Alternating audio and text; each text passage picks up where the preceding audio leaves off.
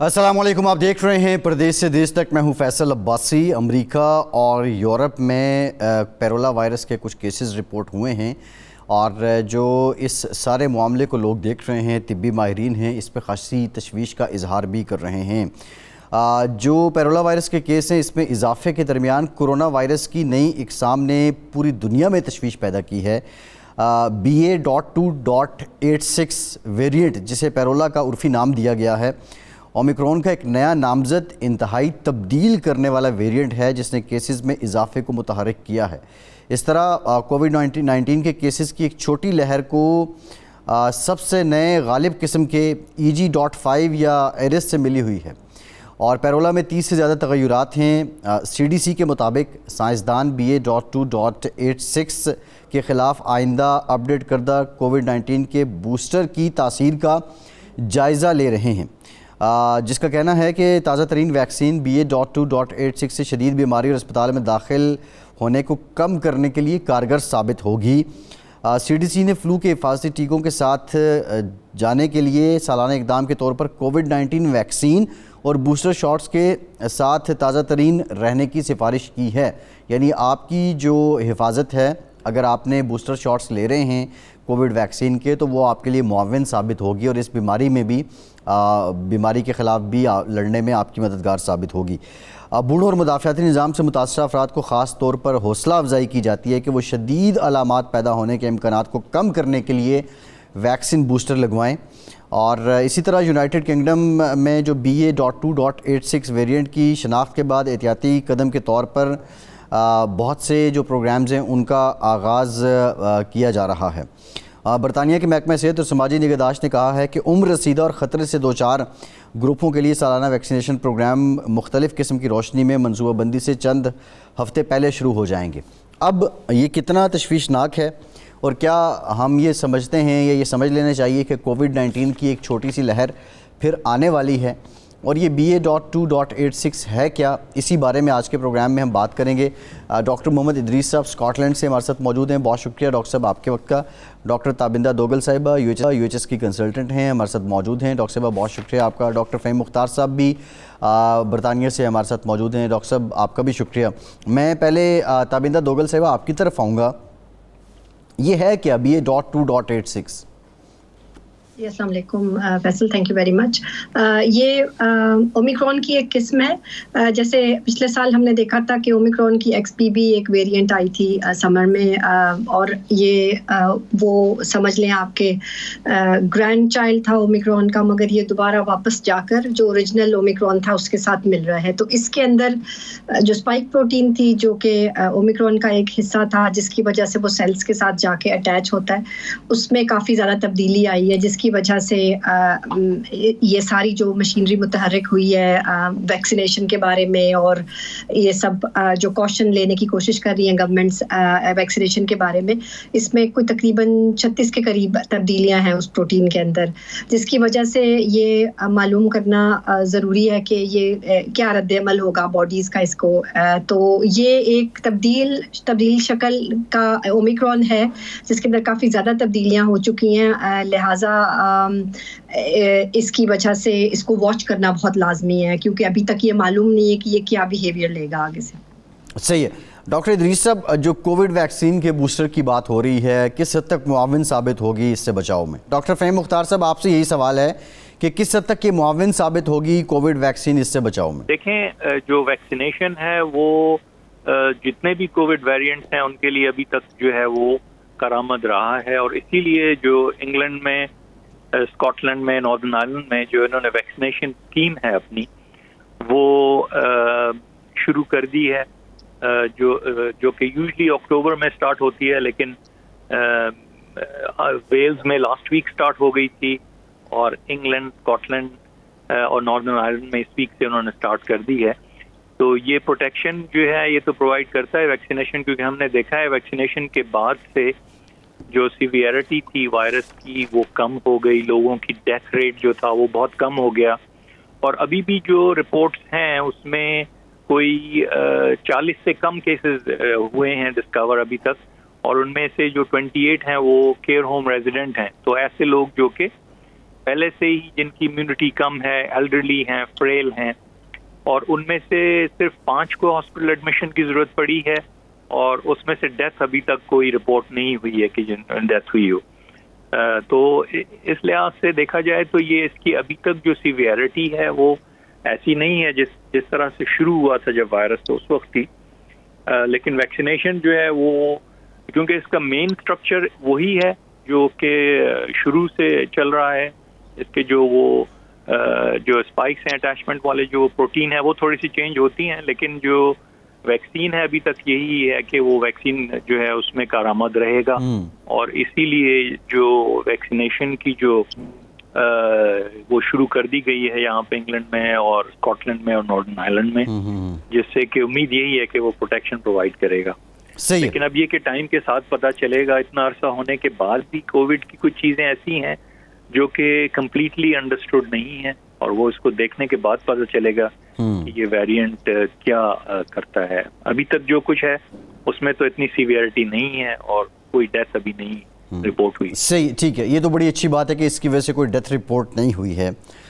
Doctor Idris साहब, कोविड-19 जब आया तो मेनली 3 जगहों पे उसने हिट करना था, या वो लंग्स मेजरली करता था, या वो कार्डियक अरेस्ट का भी एक वजह हो जाती थी, या फिर वो आपके ब्रेन को इफ़ेक्ट करता था। तो वैक्सीनेशन के बाद ये जो इफ़ेक्ट्स हैं, ये चांसेस कितने कम हो गए हैं और लोग अब कितना ख़ुद को महफूज समझें? जी Faisal, thank you very much. ये बड़ा हम आपने मौज़ूअ आज शुरू किया है और इसमें पब्लिक अवेयरनेस बहुत ज़रूरी है।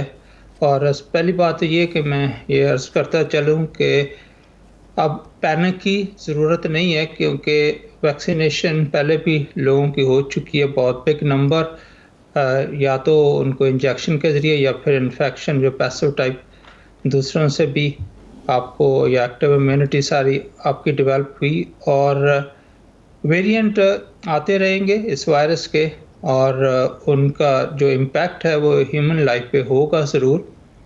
और इसमें जो प्रॉब्लम मेजर इस वक्त आ रही है वो ये है कि जो इम्यूनिटी थी इस वायरस के अगेंस्ट वो 1 मंथ to 1 ईयर मैक्सिमम है। और इसलिए जो यूके की गवर्नमेंट्स हैं, स्कॉटलैंड में भी लास्ट वीक हमें वैक्सीनेशन स्टार्ट कर दी गई थी, एक्स्ट्रा बूस्टर वगैरह। और फिर इसका जो आपने सवाल किया है कि जी असर किस तरह से बॉडी पे करेगा, अभी भी लंग्स और सबसे पहले अफेक्ट होंगे, और उसी तरह बकिया बॉडी के पार्ट्स जो हैं वो अफेक्ट होते हैं, लेकिन बीमारी जो है वो मोस्टली लंग्स के ज़रिए ही आती है। और उनके सिम्टम जो हैं वही हैं अभी तक, के चेंज ऑफ टेस्ट और स्मेल जो होता है, flu like symptoms, muscle aches and pains, cough और फीवर, यही सिम्टम्स हैं। और इनमें कोई ज़्यादा मेजर चेंज नहीं है जो हम कहें कि जी अब और कोई सिम्टम्स नहीं आई हैं जिसको हम वॉच करें। पहले वाली सिम्टम्स ही हैं, और इसी तरह लंग्स को डिफरेंट तरीके से इसने वायरस अफेक्ट करता है। और इसके साथ साथ ये मैं अर्ज़ करता जाऊं कि जो लोग जिनके पहले लंग्स प्रॉब्लम हैं, या इम्यूनो कम्प्रोमाइज्ड हैं, या जिनको और डिसीज़ हैं, वो हाई रिस्क पे अब भी हैं, पहले भी थे। और बहुत सारे लोग अभी तक वो मास्क इस्तेमाल कर रहे हैं अपनी प्रोटेक्शन के लिए। उनको पता है कि हमारे जो अपना डिफेंस है वो वीक है, तो इसलिए वो मास्क पहन के ही शॉपिंग वगैरह अब भी कर रहे हैं, बसेस में ट्रैवल करते हैं या प्लेन में। तो वो एहतियातें वही रहेंगी और वही करनी चाहिए, और हमें इस चीज़ का ख्याल रखना होगा कि हमारी सेहत, हमें खुद ही इसका ख्याल रखना है। और अभी वैक्सीनेशन चूँकि स्टार्ट हुई है, तो वैक्सीनेशन इसलिए ज़रूरी है कि हमारा जो इम्यूनिटी पहले लास्ट बूस्टर से बना था अब वो कम हो गया है। तो लिहाजा हेल्थ प्रोफेशनल और स्कॉटलैंड में 50 ईयर से अबव एज, उन सबको जो है वो वैक्सीनेशन अब ऑफ़र की जा रही है। इसके साथ साथ जो हमारे लोग केयर होम्स में हैं, या कॉम्प्लेक्स डिजीज़ के हैं, या फिर इम्यूनो कम्प्रोमाइज्ड हैं, उनको भी वैक्सीनेशन ऑफ़र की जा रही है। और सिम्टम्स वही हैं जो पहले हम कई 2-3 सालों से सबको बताते आ रहे हैं, उसी तरह से प्रेजेंट करेंगे। जी जी ठीक है, एक ब्रेक लेते हैं, ब्रेक के बाद जब वापस आएंगे गुफ्तगू को यहीं से जोड़ेंगे, हमारे साथ रहिए।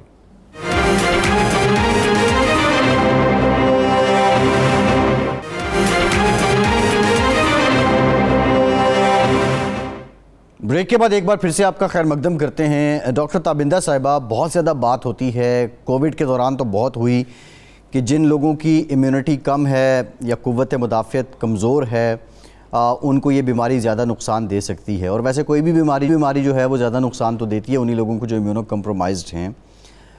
क्या कोई शख्स ख़ुद से भी जांच सकता है कि उसकी वाक़तन इम्यूनिटी कमज़ोर है, उसकी कोई सिम्टम्स हैं, या उसके लिए बाज़ाब्ता लैब्स करवाना या किसी बीमारी का उसको हिट करना और उसके बाद जो सिनेरियो बनता है वो ज़रूरी है? जी फैसल, ये लोग ऑलरेडी यहाँ यूके में तो ऑलरेडी आइडेंटिफाइड होते हैं, क्योंकि यहाँ पर एक बड़ा अच्छा सिस्टम है कि हर बाशिंदा जो है यहाँ पे जीपी के पास रजिस्टर्ड होता है, तो जीपीज़ के पास उनकी हर बीमारी का रिकॉर्ड होता है। जैसे किसी को ज़ियाबीतस है, ब्लड प्रेशर है, दिल की बीमारी है, कैंसर अभी है या पुराना हो चुका है, पहले रह चुका है, तो वो सब इम्यूनो कॉम्प्रोमाइज़ के ज़ुमरे में ही आते हैं। तो उनकी एक ख़ास कैटेगरीज़ हैं जो इम्यूनो कॉम्प्रोमाइज़, ये ओल्ड एज है, 65 एंड अबव जो है वो ओल्ड एज में आते हैं। तो ऑलमोस्ट वही क्राइटेरिया इनको फिट आते हैं जो फ्लू के लिए पहले से उन्होंने फिक्स किए हुए थे इम्यूनो कॉम्प्रोमाइज्ड के लिए। और उनको बचाना इसलिए ज़रूरी है कि एक तो वो उनको वैक्सीनेशन से मिल सकती है, मुदाफ़ियत मिल सकती है। दूसरा ये है कि वो अपना लाइफस्टाइल थोड़ा रिस्ट्रिक्ट कर लेते हैं, लोगों से मिलना जुलना, या जिनको अगर बीमार हो गए तो उनको ये पता है कि इस शख्स का जो क़ुव्वत मुदाफ़ियत है वो कमज़ोर है, हम बीमार हैं, हम ना मिलें इनसे, ताकि वो भी महफूज रहें। तो ये ख़ुद से डिटर्मिन करना तो बहुत मुश्किल है, ये लैब्स में से डिटर्मिन नहीं हो सकता, क्योंकि ये एक सेट ग्रुप्स ऑफ पीपल हैं जिनको ये लेबल दिया जाता है इम्यूनो कॉम्प्रोमाइज्ड का। तो खुद नहीं मालूम कर सकते आप। मगर पाकिस्तान के अगर तनाजुर में आप बात करना चाह रहे हैं तो पाकिस्तान में जैसे ज़ियाबीतस बहुत कॉमन है, डायग्नोज्ड अनडायग्नोज्ड दोनों। तकरीबन आप समझ लें कि 1 in 4 इस वक्त लोग जो है उनको है, और तकरीबन 1 in 4 को अनडायग्नोज्ड है। तो तकरीबन 50% आबादी को आप ये समझे कि या हो गई है ज़ियाबीतस, या वो on the verge of having diabetes हैं। तो वो उन सबको ही आप इस ज़ुमरे में ले सकते हैं कि वो इम्यूनो कॉम्प्रोमाइज्ड हैं। तो वो सब लोग अपने आप को यही समझें, और फिर मोटापा वगैरह आ जाता है, ऐसी कोई 2-4 चीज़ें आ जाती हैं। तो इम्यूनिटी को इंक्रीज़ करने के लिए हम सब का, जैसे ये कि देखें वैक्सीन पे कितना ज़्यादा ज़ोर है कि वैक्सीन लगवाई जाए, लेकिन उसके अलावा देखें अच्छी खुराक का खाना, एक मुतनासिब खुराक का खाना, या एक्सरसाइज करना, या विटामिन डी लेना, या जिंक का मिकदार का पूरा होना, जो कि बहुत अच्छे फैक्टर्स हैं, मिनरल्स हैं जो कि आपकी क़ुव्वत मुदाफ़ियत में हेल्प करते हैं, या विटामिन सी आपकी डाइट के अंदर पूरी होनी चाहिए। इन सब को अपनी इम्यूनिटी को रेज करने के लिए इन सब का प्रोफाइल भी रेज करना बहुत लाजमी है। वैक्सीन्स तो अपना काम करती हैं, और कई वायरसेस जो है वो वैक्सीन्स को भी बाईपास कर जाते हैं, लिहाजा इन सब चीज़ों को मिला करके बताना बहुत ज़रूरी है पब्लिक को। सही है। डॉक्टर फ़हीम मुख्तार साहब, अभी डॉक्टर साहब ने भी बात की, मैं चाहूँगा जो लोग हमें देख रहे हैं उनको अपनी इम्यूनिटी बढ़ाने के लिए मज़ीद क्या कुछ करना होगा। और एक तो ये स्टैंडर्ड आ गया कि बीमारियां चंद हैं जो इस बात को ज़ाहिर कर देती हैं कि आप इम्यूनो कम्प्रोमाइज्ड हैं, लेकिन बाज़ लोगों को हम देखते हैं कि हर दूसरे चौथे दिन उन्हें कोई ना कोई इन्फेक्शन ज़रूर हुआ होता है, कभी उनका गला ख़राब, कभी उनकी नाक बंद। तो क्या ये भी एक अलामत है, और इस सूरत हाल में क्या करना चाहिए? जी फैसल, देखें ये रिकरेंट इन्फेक्शन एक अलामत होती है कि इम्यूनो कम्प्रोमाइज्ड हैं जो भी है जिसको हो रहा है, और उनको फिर अपने ज़ाहिर है सारे टेस्ट करवाने चाहिए कि कहीं उनको डायबिटीज़ तो नहीं है अनडायग्नोज, जैसे कि अभी बात हुई कि 1 in जो वो होते हैं 4 वो नहीं, वो उनको डायबिटीज़ होता है अनडायग्नोज। और जो टाइप 2 डायबिटीज़ होता है स्पेशली, उसमें ये होता है कि आहिस्ता आहिस्ता जो है ग्लूकोज का कंट्रोल अफेक्ट होता है, तो लोगों को इतना पता नहीं चलता, और किसी कॉम्प्लिकेशन होने पर ही पता चलता है कि जी उनको खुदा न खास्ता कि हार्ट का प्रॉब्लम हो गया, तो फिर उनको टेस्ट हुए तो पता चला कि ये उनको डायबिटीज़ है, और वो कब से है ये किसी को पता नहीं होता, पिछले 10 साल से भी हो सकती है। तो इसीलिए ये कि एक ख़ास जो रिस्क फैक्टर वाले लोग हैं, जिनकी फैमिली हिस्ट्री है, जो ओवरवेट हैं, जिनको कि इन्फेक्शन बार बार हो रहे हैं, जैसा आपने जिक्र किया, उसमें स्किन इन्फेक्शन भी होते हैं, और उसके अलावा chest infection, throat infection, urine infection, ये सारी चीज़ें, थ्रश जो है वो उनको अपने टेस्ट करवाने चाहिए। और इसमें खुराक जैसे भी जिक्र किया कि ये बहुत ज़्यादा इम्पोर्टेंट है। उसके अलावा दूसरी चीज़ें भी हैं कि जैसे फिज़िकल एक्टिविटी है वो बहुत यूज़फुल है। ऐसी चीज़ें जो आपके जिस्म की इम्यूनिटी को कम करती हैं और नुकसान पहुंचाती हैं, जैसे स्मोकिंग है जो हमारे यहाँ का एक बहुत बड़ा प्रॉब्लम है, और सब कुछ मालूम होते हुए भी लोग जो है वो स्मोकिंग करते रहते हैं, अपने पैसे खर्च करके अपने ही बॉडी को नुकसान पहुंचाते हैं। तो ये चीज़ें जो हैं, या पान खाना जैसे है, पान खाने से भी प्रॉब्लम होते हैं काफ़ी सारे, उसमें जो तंबाकू होता है। तो इन सारी चीज़ों से एहतियात करना, फिज़िकल एक्टिविटी, कंट्रोल्ड जो है वो डाइट भी हो, और उसमें फिर मल्टीविटामिन्स हैं, जिंक है जैसा भी जिक्र किया, ये सारी चीज़ें जो हैं, विटामिन सी है, ये सारी चीज़ें इंपॉर्टेंट हैं। इन सब चीज़ों का ख्याल रखना चाहिए।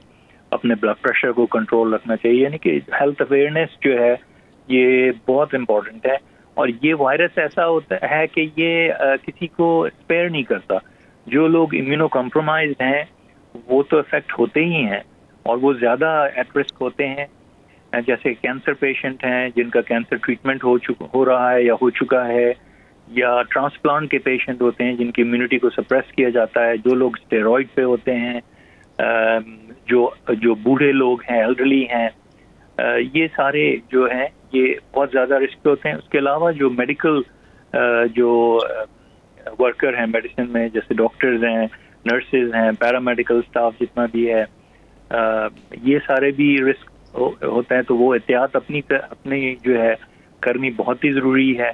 और जैसा आपको पता ही होगा कि कितने सारे डॉक्टर्स हैं जो बेचारे they lost their life during the pandemic.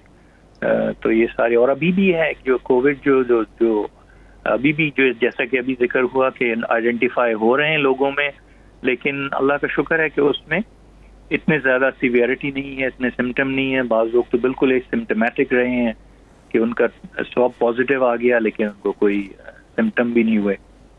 तो ये इनमें सारी चीज़ों में जो है, ये सारी चीज़ें के बारे में एहतियात करना ज़रूरी है और बहुत केयरफुल रहने की ज़रूरत है, क्योंकि ये अभी हमें इसके बारे में अभी भी कंप्लीट इन्फॉर्मेशन नहीं है और ये इवॉल्व भी हो रही है अभी। जी अच्छा, डॉक्टर इदरीस साहब, बहुत से लोग हमें देख रहे हैं और मैं चाहूँगा कि आप उनको भी बताइए। अभी डॉक्टर साहब ने कहा कि अपने ब्लड प्रेशर को कंट्रोल करना, अज खुद कोई शख्स अपने ब्लड प्रेशर को कैसे कंट्रोल कर सकता है? ब्लड प्रेशर का आपका जो सर्कमस्टांसेस हैं या आपके जो इमोशंस हैं उसके साथ क्या ताल्लुक़ है, या ये इंटायरली डिपेंडेंट है आपकी रूटीन पे, आपकी फूड इनटेक पे? जी, ब्लड प्रेशर जब डायग्नोज हो जाता है या फिर इसके लिए ज़रूरी है कि आप फिज़िकल एक्टिविटी करें। वेट रिडक्शन एक बहुत बड़ा फैक्टर है जो हेल्प करता है ब्लड प्रेशर को बेहतर करने में। इसके साथ डाइट में हम एडवाइस करते हैं कि सॉल्ट जो है उसका इंटेक कम करें, और इसमें और अगर आपका सर्टन लेवल जो है ब्लड प्रेशर नहीं आ रहा उस पर, तो फिर आपको हम मेडिसिन देते हैं। अब हमारे जो अक्सर रवाज यही है कि मेडिसिन पे ज़्यादा ज़ोर होता है और बकिया जो एक्टिविटीज़ होती हैं उस पे इतना फोकस हम नहीं करते। हालांकि जो ब्लड प्रेशर है वो बहुत कम सर्कमस्टांसेस में ऐसे होता है कि आपको कुछ लेवल तक ब्लड प्रेशर को लाना है, और फिर वो आप, जैसे पहले ही बात हो चुकी है, फिज़िकल एक्टिविटी और डाइट और सॉल्ट इनटेक, ये जो है इसको अगर आप प्रॉपर रखेंगे तो वो ब्लड प्रेशर कंट्रोल करने में मदद देते हैं। अगर इससे ब्लड प्रेशर आपका रिक्वायर्ड टारगेट जो है उसमें नहीं आ रहा, तो फिर हम मेडिसिन को प्रिस्क्रिप्शन देते हैं। और ये बड़ा कॉमन है सैडली हमारी कम्युनिटी में कि लोग ब्लड प्रेशर की गोली खा के तो उसके बाद एक दफ़ा ब्लड प्रेशर चेक करते हैं, फिर कहते हैं जी मेरा ब्लड प्रेशर ठीक हो गया, अब मुझे दवाई की ज़रूरत नहीं है। ये बात गलत है, क्योंकि उस वक्त जो रिकॉर्डिंग हुई है या ब्लड प्रेशर आपका मेजर किया गया है वो नॉर्मल या बेहतर इसलिए हुआ है कि आपने दवाई खाई थी। अब आपको वो दवाई खाते रहेंगे तो फिर ही आपका ब्लड प्रेशर कंट्रोल रहेगा, वरना फिर जो sudden shoot of blood pressure है वो बहुत ही डेंजरस साबित हो सकता है। उसमें अहम जो है वो फालज का होना और हार्ट अटैक का होना है। तो मेरी गुजारिश यही है कि हम जब मेडिसिन पे हैं तो उसको रेगुलरली खाएं, उसमें कोई ब्रेक नहीं आप करें, अदरवाइज आपकी जो सेहत है वो रिस्क पे चली जाती है। हम जी। बात कर रहे हैं इस वक्त जो कोविड के बारे में, तो उसमें भी हमने जो प्रिवेंटिव मेजर्स हैं उस पर बहुत ज़ोर दिया था कोविड के पैंडेमिक के दौरान। वो प्रिवेंटिव मेजर्स अभी भी उतने ही इफेक्टिव हैं जितने के उस वक्त थे। जी। वो आप कहेंगे जी वो क्या मेजर्स हैं? उसमें अपने हाथों का बार बार धोना है, और उसके बाद हाइजीन का पूरा ख्याल रखना है। अगर हो सके, आप पसंद करते हैं, मास्क भी इस्तेमाल कर सकते हैं। और ये जो है दूसरा, जो इम्यूनो कम्प्रोमाइज़्ड की बात हो रही थी, तो उन मरीज़ों के लिए ये बहुत ज़रूरी है कि वो एहतियात करें, किसी ऐसे मरीज़ के पास ना जाएं जिसको पहले से खांसी वगैरह आ रही है। उसका पता लेने के लिए इमोशनली लोग चले जाते हैं, फिर वहाँ से वो इन्फेक्शन को लेके घर आते हैं, तो उनकी अपनी सेहत ख़राब हो सकती है। तो इम्यूनो कम्प्रोमाइज़ पाकिस्तान में भी लोगों को पता है मेरा कैंसर का इलाज हुआ था या नहीं हुआ था, या मुझे डायबिटीज़ करंटली मैं ट्रीटमेंट ले रहा हूँ या नहीं ले रहा हूँ, या मेरे लंग्स पहले से मुझे प्रॉब्लम है, मैं स्मोकर हूँ, ये तो लोगों को पता है ना। ये सारी चीज़ें उनको कंफर्म करती हैं कि आप इम्यूनो कम्प्रोमाइज़्ड हो, आपका डिफेंस इस वायरस या किसी और इन्फेक्शन के अगेंस्ट उतना स्ट्रॉन्ग नहीं है जितना नॉन स्मोकर का होगा, उतना स्ट्रॉन्ग नहीं है जिनके पास लंग डिजीज़ पहले नहीं है, उनका पहले ही लंग कंप्रोमाइज़ है, तो उसको अगर वायरस अटैक होता है तो वो ज़्यादा शिद्दत से हो सकता है और उनकी ज़िंदगी ख़तरे में पड़ सकती है। यहाँ मैं एक बात और ऐड करना चाहूँगा कि केसेस अब जो हॉस्पिटल्स में आइडेंटिफाई हो रहे हैं कोविड के लिए, वो पहले से पिछले 2-3 महीनों से ज़्यादा हो गए हैं, ये 3-4 हफ्ते में। और कुछ बज़ाहिर हम रोज़ पेशेंट देखते हैं, हमें पता है कि हमारे हॉस्पिटल में कितने पेशेंट एडमिट हैं, और अगर कोई कोविड रिलेटेड डेथ हुई है वो भी हम रिपोर्ट कर रहे हैं, अभी भी हो रही हैं, और लेकिन रिलेटिवली कम हो रही हैं। और अगर हम ये कहें कि जी बिल्कुल इस वायरस पे हमने काबू पा लिया, ये सही नहीं है। अभी भी ये वायरस उतना ही डेंजरस है जितना पहले था, लेकिन अब फ़र्क ये है कि अब हमारा डिफेंस इसके अगेंस्ट बेहतर है पहले की निस्बत। लेकिन जो लोग इम्यूनो कम्प्रोमाइज़ जिन्हें हम बार बार रिपीट कर रहे हैं, जी उनमें डॉक्टर साहब ने लिस्ट बताई है, वो भी बिल्कुल ठीक है। उतने डॉक्टर ही साहब रिस्क पे जितने पहले आपने थे। बड़ी इंपॉर्टेंट बात की है। एक ब्रेक लेते हैं, और ब्रेक की बीमारियां हैं चंद जिनकी बेस पे ये फैसला होता है कि ये शख्स इम्यूनो कम्प्रोमाइज़ है या नहीं है। इन बीमारियों का आगाज़ कैसे होता है और इनसे बचा कैसे जा सकता है, और इनके बारे में मोस्ट इम्पॉर्टेंट मिथ्स जो हैं उनका हकीकत से कितना ताल्लुक़ है, ब्रेक के बाद बात करते हैं।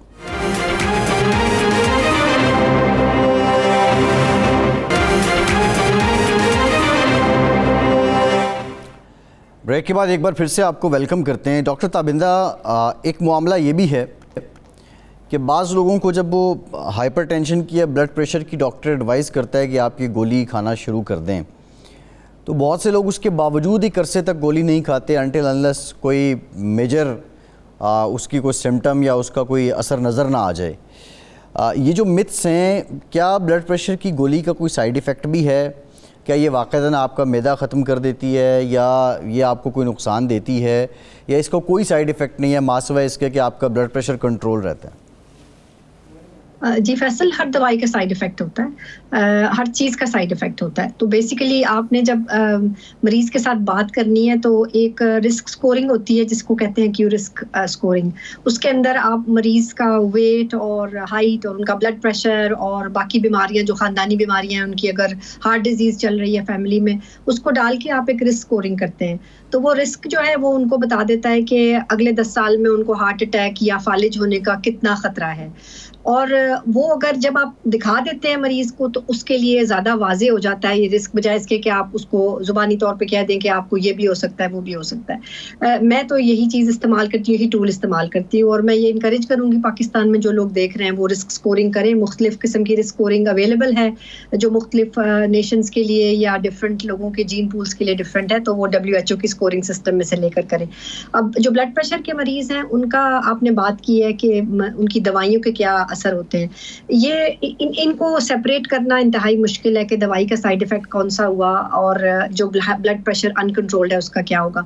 अगर अनकंट्रोल्ड ब्लड प्रेशर रहेगा तो गुर्दे के ऊपर भी असर होगा, दिल पर भी, शरियानों पर भी असर होगा, बहुत सी चीज़ों पे असर होगा, और आँख के अंदर भी हो सकता है, आँख के अंदर हेमरेज हो जाए, अंधेपन का खदशा है, फालिज का खदशा है, दिल की बीमारी का खदशा है, बहुत से ऐसे खदशात हैं। अगर आप उन रिस्क को आप दवाई के साइड इफेक्ट के साथ पुट करें तो वो मेरा ख्याल है कि बहुत मामूली साइड इफेक्ट्स हैं। साइड इफेक्ट्स क्या होंगे? जो आम दवाइयाँ हैं कि जी हमें ब्लड प्रेशर नीचे बैठे हुए खड़े हुए तो एकदम चक्कर आ गया, या जो है हमारे पाँव पे सूजन आ गई, कई दवाइयाँ जिनके साथ जो है वो शरियानें खुल जाती हैं तो उनसे सूजन वगैरह हो जाती है, तो इसलिए उनके साइड इफेक्ट्स तो हैं, लेकिन मेरा ख्याल है कि उनको आप तनाजुर में देखें कि उनका जो फ़ायदा कितना है एज़ कम्पेयर टू कि उनसे नुकसानात क्या हैं, तो मेरा ख्याल है कि फ़वाइद की लिस्ट ज़्यादा लंबी है। दूसरा जो प्रेशर के मरीज़ हैं उनको ये भी देखना चाहिए कि उनका कोलेस्ट्रॉल कितना है। ब्लड प्रेशर खाली अकेला नहीं आता, उसके साथ कई और इल्लतें आती हैं, तो उनको जैसे कि अभी बात हो रही थी स्मोकिंग की, अगर कोई ड्रिंक करता है तो उन दोनों चीज़ों को उनको देखना चाहिए कि हमारा ये लाइफस्टाइल चेंज, वज़न कम करने का, तो ये असॉल्ट कम करने से, जैसे एक्सरसाइज करने से, इन तीनों चीज़ों से तकरीबन जैसे नॉर्मल ब्लड प्रेशर 120/80 है, तो आप अगर समझे किसी का डायग्नोसिस के टाइम जो है 170 हो गया, तो ये तीन चीज़ें अब आप वर्जिश करेंगे, वज़न कम करेंगे और सॉल्ट कम करेंगे तो इनसे 15 मिलीमीटर तो खुद ही कम आ जाएगा, यानी कि एक दवाई के बराबर ये तीनों चीज़ें जो हैं वो काम करेंगी। तो इसलिए अगर कोई दवाई लेना नहीं चाहता है और अगर कोई समझ रहा है, लेकिन अगर किसी का पहले डायग्नोसिस के ऊपर ही तकरीबन 200 है या 180 है, तो वो जो भी कर लेंगे उनका कम नहीं होगा, उनको दवाई लेनी ही होगी शुरू से।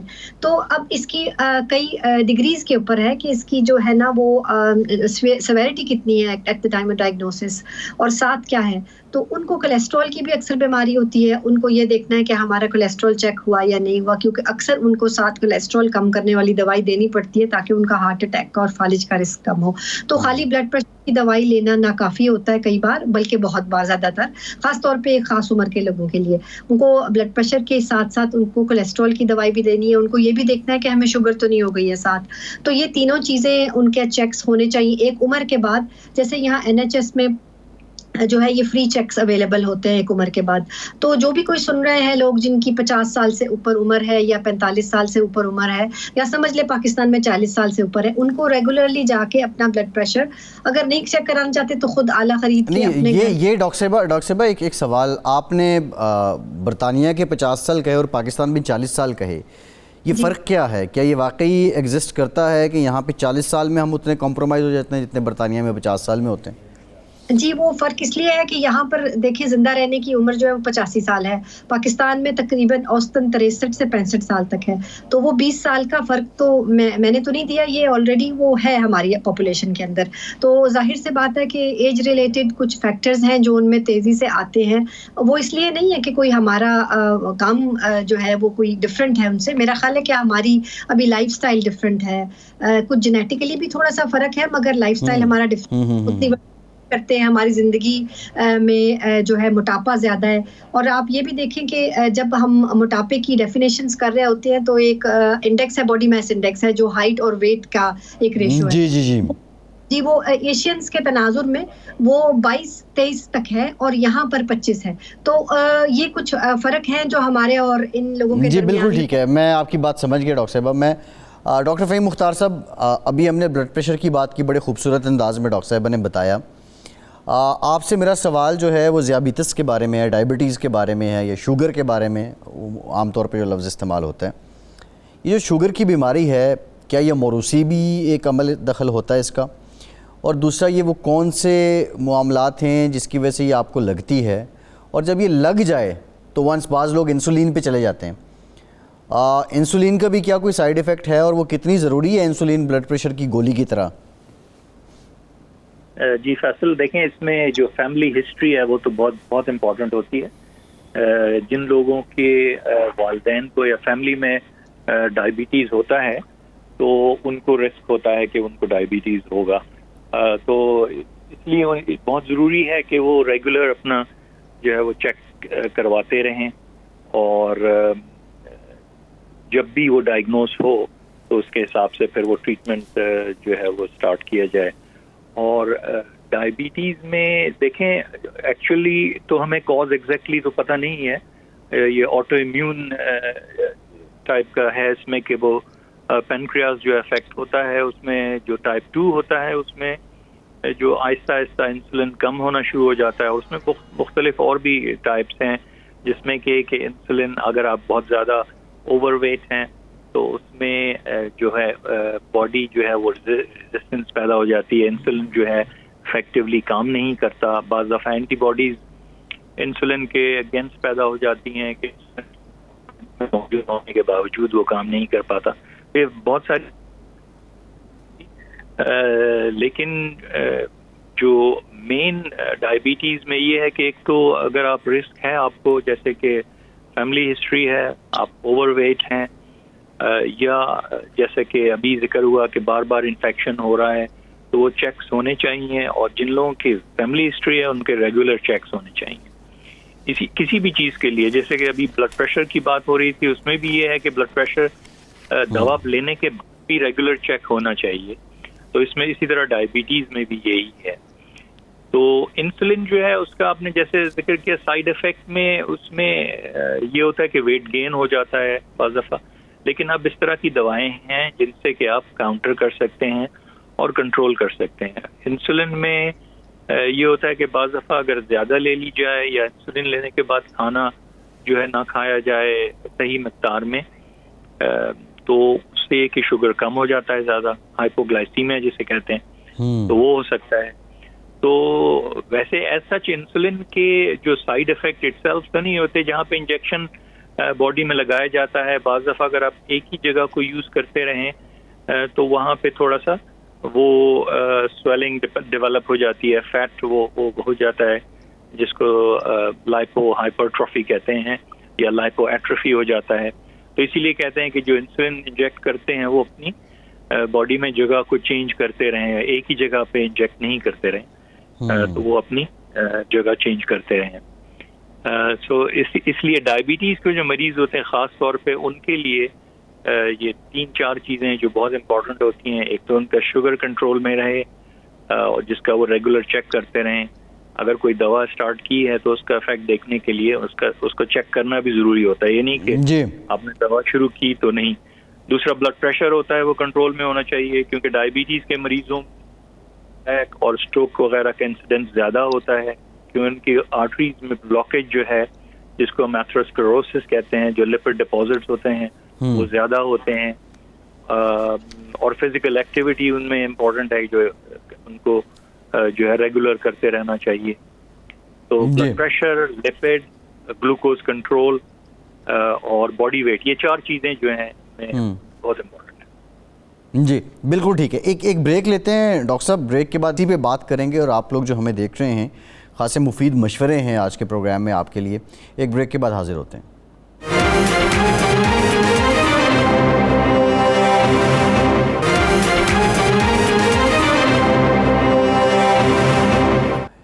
ब्रेक के बाद एक बार फिर से आपका खैर मकदम करते हैं। डॉक्टर इदरीस साहब, यहाँ पे बात हुई दोनों केसेस में, ब्लड प्रेशर में भी और डायबिटीज़ में भी, शुगर की जो मशवरा दिया डॉक्टर साहब ने उसमें भी, कि वज़न कम करना चाहिए। अब ये वज़न कम करना, आई एम वेरी सीरियस, क्या ये तौफीक की बात है?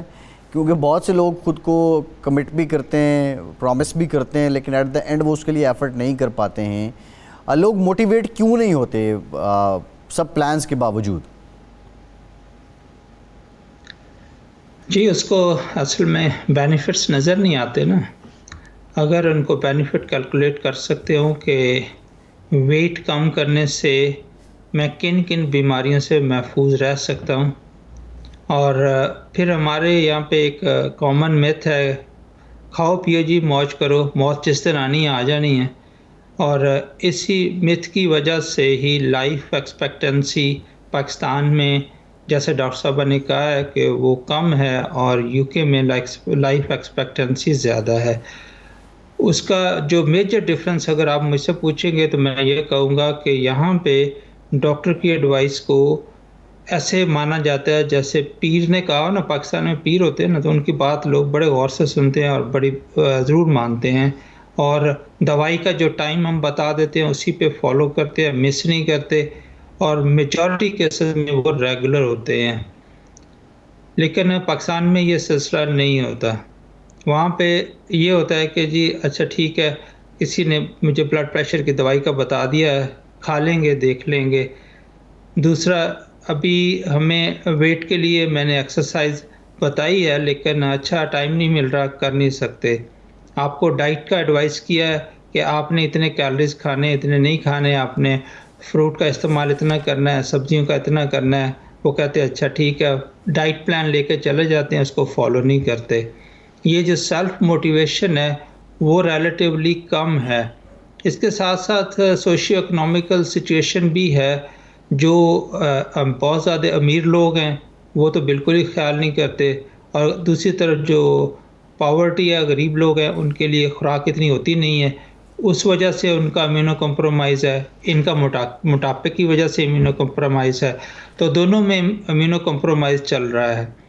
अब वेट कम करने के लिए आपको बहुत ही ज़्यादा डिटरमिन होना पड़ता है कि यस ये मेरा टारगेट है और इसको मैंने अचीव करना है, ये मैंने डाइट से करना है और एक्सरसाइज से करना है।